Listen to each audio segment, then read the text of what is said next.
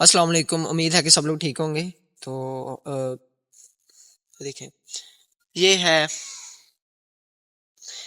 मैं सिर्फ आपको दिखाना चाह रहा था कि जब इंसान के लाइफ में कोई मिशन हो या कोई मकसद हो, तब वो या कोई पुख्ता इरादा हो, कोई मोटिव हो, तो फिर उसको चाहिए कि वो अपने सिर्फ और सिर्फ उसका हर स्टेप, हर चीज़ सिर्फ अपने गोल की तरफ होनी चाहिए। उसका हर एक मिनट, हर टाइम उसका जो है ना, अब जैसे ही 24 स्टार्ट होने वाला है, तो उससे पहले जो है ना, हमें नोट करना चाहिए कि हमें क्या क्या करना है।